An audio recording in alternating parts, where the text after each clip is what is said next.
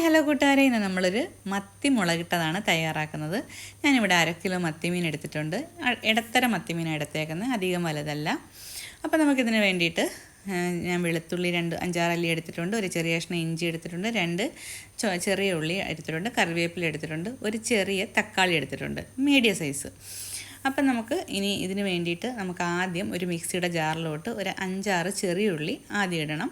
അതിനുശേഷം നമുക്ക് 2 table spoon മുളക് പൊടി, പിന്നെ 1.5 ടേബിൾ സ്പൂൺ മല്ലിപ്പൊടി, പിന്നെ 1/4 ടീസ്പൂൺ മഞ്ഞൾപ്പൊടി, 1/4 ടീസ്പൂൺ ഉലുവാപ്പൊടി, 1/4 ടീസ്പൂൺ കുരുമുളക് പൊടി, പിന്നെ നമ്മളെ ഒരു തക്കാളിപ്പഴം അരിഞ്ഞ് വെച്ചേ കൂടെ നമുക്ക് ആഡ് ചെയ്ത് കൊടുത്തിട്ട് കുറച്ച് വെള്ളം ഒഴിച്ചിട്ട് നമുക്ക് ആദ്യം ഒന്ന് ജസ്റ്റ് ഒന്ന് കറക്കിയെടുക്കാം. അപ്പോൾ നല്ലതുപോലെ അരയത്തില്ല. പിന്നെ നമ്മൾ കുറച്ചുകൂടെ വെള്ളം ഒഴിച്ചെടുത്ത് നല്ലതുപോലെ പേസ്റ്റ് പോലെ അരച്ചെടുക്കണം. അതിനുശേഷം നമുക്ക് ചട്ടി അടപ്പത്ത് വെച്ചിട്ട് നമുക്ക് എണ്ണ ഒഴിച്ചു കൊടുക്കാം.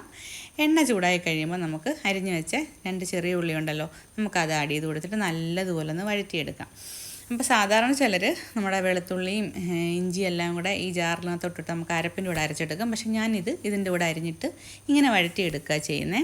അങ്ങനെ നമ്മുടെ വെളുത്തുള്ളിയും ചുമന്നുള്ളിയും എല്ലാം നമ്മൾ ഇതിനകത്തോട്ട് ആഡ് ചെയ്തു. പിന്നെ കുറച്ച് കറിവേപ്പിലയും കൂടെ ആഡ് ചെയ്തിട്ട് നല്ലതുപോലെ ഒന്ന് വഴറ്റിയെടുക്കണം.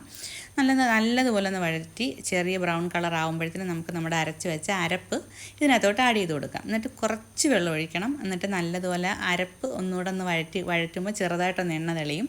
പിന്നീട് നമുക്ക് ബാക്കി വെള്ളവും കൂടെ ഒഴിച്ചു കൊടുത്തിട്ട് നല്ലതുപോലെ ഒന്ന് നമുക്ക് ഇളക്കി വെക്കാം. ആവശ്യത്തിനുള്ള ഉപ്പൂടെ ചേർക്കാം.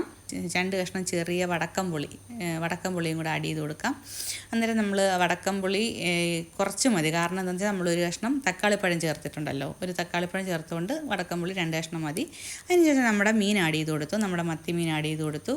അപ്പോൾ നമ്മൾ കറിയെല്ലാം തിളച്ച് നമ്മുടെ മീനും ആഡ് ചെയ്ത് കൊടുത്തു. ഇനി കുറച്ച് നേരം ഒന്ന് അടച്ചു വെക്കാം. ഇപ്പം നമ്മുടെ കറി നല്ല തിളച്ച് വന്നിട്ടുണ്ട്, നല്ല മണം അടിക്കുന്നുണ്ട് കേട്ടോ. നമ്മുടെ തക്കാളിപ്പഴവും എല്ലാം കൂടെ ചേർത്ത് നമ്മൾ അരച്ചെടുത്തത് കൊണ്ട് കറി നല്ലോണം ഒന്ന് കുറുകിയിരിക്കും.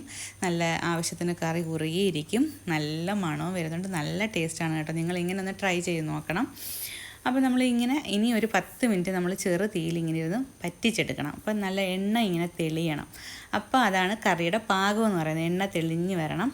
അങ്ങനെ നമ്മുടെ കറി ഏകദേശം പാകമായി വരുന്നുണ്ട്. ഏത് ഫിഷാണെങ്കിലും നമുക്കിങ്ങനെ ട്രൈ ചെയ്യാവുന്നതാണ്. അങ്ങനെ നമ്മുടെ മത്തി മുളകിട്ടത് തയ്യാറായി. അപ്പോൾ വീഡിയോ ഇഷ്ടപ്പെട്ടാൽ ലൈക്ക് ചെയ്യണേ, കമൻറ്റ് ചെയ്യണേ, സബ്സ്ക്രൈബ് ചെയ്യണേ, ഷെയർ ചെയ്യണേ. Thank you.